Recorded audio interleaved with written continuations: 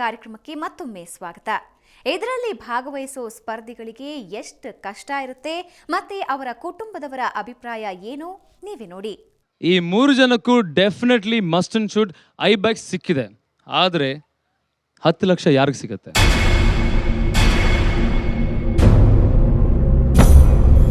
ನೀವು ಪಟ್ಟಿದ ಕಷ್ಟಕ್ಕೆ 10 ಲಕ್ಷ ಏನೂ ಇಲ್ಲ.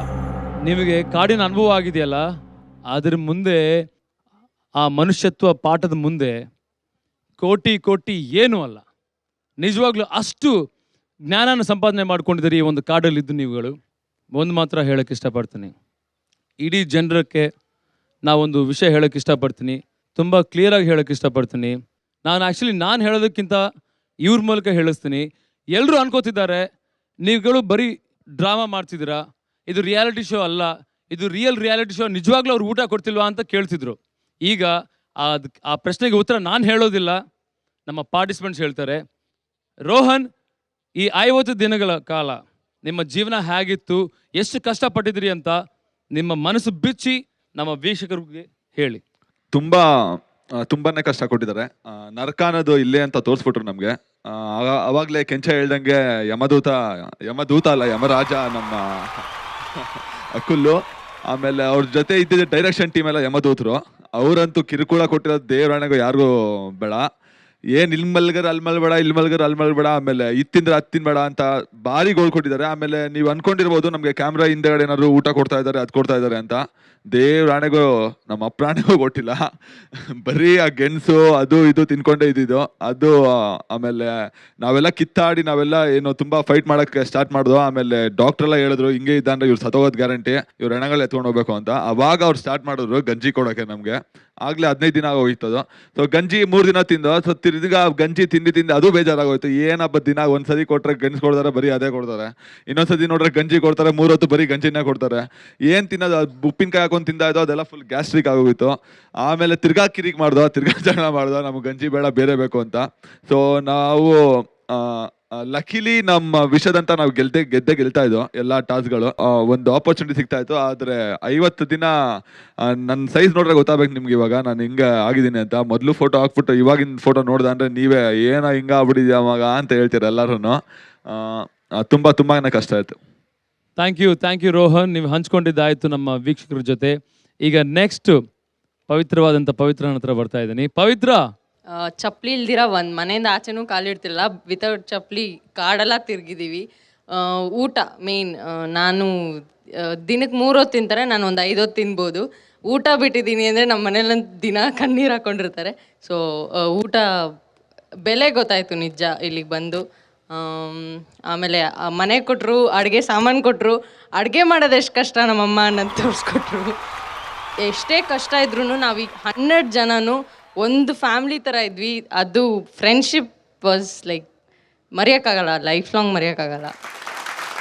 ಎಲ್ಲರೂ ಅಂದ್ಕೊಂಡಿರೋದು ನಮಗೆಲ್ಲ ಅನ್ನ ಕೊಡ್ತಾಯಿದ್ರು ಎಲ್ಲ ನಾಟಕ ಅಂತ. ನೀವೇನು ನೋಡಿದಿರೋ ಅದಕ್ಕಿಂತ ಕ್ರೂರವಾಗಿ ನಾವಿಲ್ಲಿ ಅನುಭವಿಸಿದ್ದೀವಿ. ಒಂದು ಚಿಕ್ಕ ಎಕ್ಸಾಂಪಲ್ ಕೊಡೋಕೆ ಇಷ್ಟಪಡ್ತೀನಿ ನಿಮಗೆ. ನಮಗೊಂದು ನಾಯಿ ಕೊಟ್ಟಿದ್ರು, ಓಡೋಯ್ತು. ಆಮೇಲೆ ಚಿಕ್ಕ ನಾಯಿ ಕೊಟ್ಟರು, ಅದು ನಾವಿಲ್ಲೇ ಊಟನೇ ಮಾಡ್ತಿರ್ಲಿಲ್ಲ. ಆ ನಾಯಿಗೆ ಒಂದು ಸ್ವಲ್ಪ ಅನ್ನ ಕೊಡಿ ಅಂದರೆ ಕೊಡ್ತಾಯಿದ್ರು, ನಮ್ಮ ಎದುರಿಗೆ ಕೊಡ್ತಾ ಇರಲಿಲ್ಲ. ಯಾಕಂದರೆ ನಾಯಿ ಕೊಡೋ ನೀವು ಎಲ್ಲಿ ತಿನ್ಬಿಡ್ತಾರೋ ಅಂತ. ನಾಯಿಗೆ ಅಲ್ಲಿ ಹಾಕ್ಬಿಟ್ಟು ತಿಂತಾ ಇರ್ತಾಯಿತ್ತು. ನಮಗೆ ನಮ್ಮ ಪ್ರೊಡ್ಯೂಸರ್ಸ್ ಹೇಳೋರು, ನೀವು ಹೋಗಪ್ಪ, ನೀವು ಮುಂದೋಗ್ರಪ್ಪ, ನೀವು ಇಲ್ಲೇ ಇದ್ರೆ ನಾಯಿದಲ್ಲಿ ಕಿತ್ಕೊಂಡು ತಿನ್ಬಿಡ್ತಿರೋ ಅಂತ ಅವ್ರಿಗೆ ಭಯ. ನಾಯಿಗೆ ಹಾಕಿರ್ತಾರೆ, ಯಾರಾದರೂ ನಾಯಿಗೆ ಹಾಕಿರೋ ತಿಂತಾರ. ಸೊ ನಾಯಿಗೆ ಹಾಕಿದ್ದೂ ಕಿತ್ಕೊಂಡು ತಿನ್ನೋಷ್ಟು ಮಟ್ಟಕ್ಕೆ ಹೋಗ್ಬಿಟ್ಟಿದ್ವಿ ನಾವು. ಅಷ್ಟೊಂದು ಅನ್ನದ್ದು ಅಭಾವ ಆಗೋಗಿತ್ತು. ಈ ಒಂದು 50 ದಿನದಲ್ಲಿ ನಮಗೆ ಬುದ್ಧಿ ಕಲಿಸೋಕ್ಕೆ ದೇವರೇ ಇಲ್ಲಿಗೆ ನಮ್ಮನ್ನು ಕಳಿಸಿದ್ರು ಅಂತ ಕಾಣಿಸುತ್ತೆ. ನಮಗೆ ಅನ್ನದ ಬೆಲೆ, ಅಕ್ಕಿ ಬೆಲೆ, ಆಹಾರದ ಬೆಲೆ, ಎಲ್ಲದ್ರ ಬೆಲೆ ಗೊತ್ತಾಗಿದೆ. ಕಷ್ಟ ಅಂದ್ರೇ ಗೊತ್ತಿಲ್ದಿರೋರು ಕಷ್ಟಪಟ್ಟಿದ್ದೀರಾ. ಸುಖ ಸಂಪತ್ತು ಇದಕ್ಕೆ ಅಭ್ಯಾಸ ಆಗಿರೋರು ನಿಜವಾಗ್ಲೂ ಇಷ್ಟು ಕಷ್ಟ ಅನುಭವಿಸಿದ್ದೀರಾ. ಕಾಡ್ಪಾಲಾಗಿದ್ದೀರಾ ನೀವೆಲ್ಲ. ನಿಜವಾಗ್ಲೂ ಇದು ಒಂದು ಹೊಸ ಬೆಳಕು, ನಿಮಗೆ ಹೊಸ ಜೀವ ಕೊಡ್ತಾ ಇದೆ. ಆ ಟರ್ನಿಂಗ್ ಪಾಯಿಂಟ್ ನಿಮ್ಮ ಜೀವನದಲ್ಲಿ ನೀವು ಯೋಚನೆ ಮಾಡದೇ ಇರೋಷ್ಟು ದೊಡ್ಡ ಟರ್ನಿಂಗ್ ಪಾಯಿಂಟ್ ನಿಮ್ಗೆ ಸಿಗ್ತಾ ಇದೆ. ನೀವು ಇಷ್ಟೆಲ್ಲ ಕೊರಗ್ತಾ ಇದ್ದೀರಿ. ನಾನು ಹೇಳ್ತಾ ಇದ್ದೀನಿ, ನೀವೆಲ್ಲ ಪ್ಯಾಟೆಗೆ ಹೋದ್ಮೇಲೆ ನೀವೆಲ್ಲ ಎಷ್ಟು ಖುಷಿ ಪಡ್ತಿರೋ, ಆಮೇಲೆ ನಮ್ಮ ನೆನೆಸ್ಕೋತೀರಾ ನೀವು. ಈ ಒಂದು ಗೆಲುವು ನಿಮಗೆ ತುಂಬ ದೊಡ್ಡದು, ಶ್ರೇಷ್ಠವಾದಂಥದ್ದು. ಯಾಕೆಂದರೆ ನಮ್ಮ ಹಳೆ ಶೋಗಳಲ್ಲಿ ಪ್ಯಾಟೆ ಹುಡುಗಿರಿ ಇರ್ಬೋದು, ಹಳ್ಳಿ ಹೈದರ್ ಇರ್ಬೋದು, ಆ ಕಾರ್ಯಕ್ರಮದ ಪಾರ್ಟಿಸಿಪೆಂಟ್ಸ್ ಬಂದು ಒಪ್ಕೊಂಡಿದ್ದಾರೆ. ನಿಜವಾಗ್ಲೂ ಈ ಒಂದು ಕಾರ್ಯಕ್ರಮ ತುಂಬ ಕಷ್ಟವಾದಂಥ ಕಾರ್ಯಕ್ರಮ. ನಾವು ಯೋಚನೆ ಮಾಡೋಕ್ಕೆ ಆಗದೆ ಇರೋಷ್ಟು ದೊಡ್ಡ ಟಫ್ ಟಾಸ್ಕ್ಗಳು ಕೊಟ್ಟಿದ್ದಾರೆ ನೀವು ಅಂತ ಅವರೇ ಒಪ್ಕೊಂಡಿದ್ದಾರೆ. ಅವ್ರು ಒಪ್ಕೊಂಡ್ಮೇಲೆ ಈಗ ಯು ಪಾರ್ಟ್ ಆಫ್ ಹಿಸ್ಟ್ರಿ ಅಂತ ಹೇಳೋಕೆ ಇಷ್ಟಪಡ್ತೀನಿ. ಒಂದು ಇತಿಹಾಸನ ಕ್ರಿಯೇಟ್ ಮಾಡ್ತಿದ್ರಿ ನೀವುಗಳು. ಈ ಒಂದು ಕಾರ್ಯಕ್ರಮವನ್ನು ಮಾಡಿ ಈ ಗ್ರ್ಯಾಂಡ್ ಫಿನಾಲೆಗೆ ತಲುಪಿದ್ದೀರಾ. ಈ ಗ್ರ್ಯಾಂಡ್ ಫಿನಾಲೆ ತಲುಪಿದ ಮೇಲೆ ಈಗ ನೆಕ್ಸ್ಟ್ ಬರ್ತಿರೋ ಒಂದು ದೊಡ್ಡ ಡೆಸಿಷನ್ ಏನಪ್ಪಾ ಅಂತಂದ್ರೆ ಆಧುನಿಕ ಆದಿಮಾನವ 2010 ಯಾರು?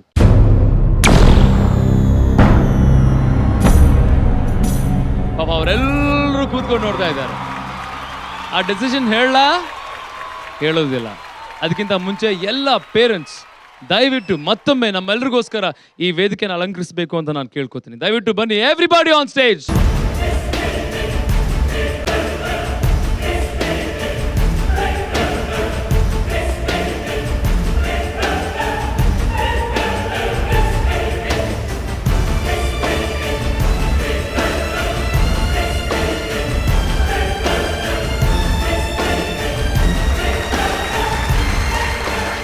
ಈಗ ನಾನು ನಿಮ್ಮನ್ನು ಕೇಳ್ತೀನಿ ಆಂಟೀಸ್ ಅಂಡ್ ಅಂಕಲ್ಸ್, ಆಧುನಿಕ ಆದಿಮಾನವ ಯಾರಾಗ್ಬೋದು?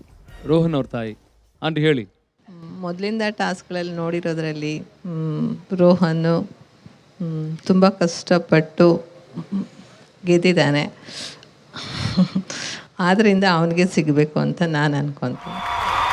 ಈಗ ಪವಿತ್ರ ಅವ್ರ ಆ್ಯಕ್ಚುಲಿ ಹೇಳಬೇಕಂದ್ರೆ ಇಲ್ಲಿ ಎಲ್ಲರೂ ವಿನ್ನರ್ಸೇ. ಯಾರು ಪಾರ್ಟಿಸಿಪೇಟ್ ಮಾಡಿದ್ದಾರೆ, ಯಾರು ಇಲ್ಲಿ ಕಷ್ಟ ಬಿದ್ದಿದ್ದಾರೆ ಹೇಳಬೇಕು ಅಂದರೆ ಮೋಸ್ಟ್ಲಿ ತಂದೆ ತಾಯಿಗೆ ಕಲ್ಸೋಕ್ಕಾಗಿರೋಂಥ ಪಾಠ ಸುವರ್ಣ ಚೆನ್ನಾಗಿ ಕಲಿಸಿದೆ ಅಂತೀನಿ. Thank you. ನನ್ನ ಮಗ ಎಷ್ಟೋ ಶ್ರಮ ಪಟ್ಟಿದ್ದಾನೆ, ಕಷ್ಟಪಟ್ಟು ಆ ಸಂದರ್ಭದಲ್ಲಿ ಅವನು ಇದನ್ನು ತ್ಯಾಗ ಮಾಡಿದ್ದಾನೆ.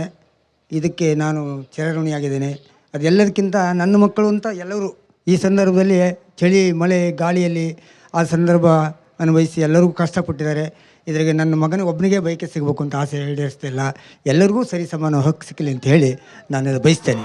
ನೋಡಿದ್ರಲ್ಲ, ರಿಯಾಲಿಟಿ ಶೋ ಅಂದ್ರೆ ಬೋಗಸ್, ಅದೆಲ್ಲ ಸುಳ್ಳು ಅನ್ನೋ ಮಂದಿಗೆ ಅದರಲ್ಲಿ ಭಾಗವಹಿಸಿರೋರ ಮಾತು ಕೇಳಿ ತಮ್ಮ ಅನಿಸಿಕೆ ಸುಳ್ಳು ಅಂತ ಗೊತ್ತಾಗುತ್ತೆ.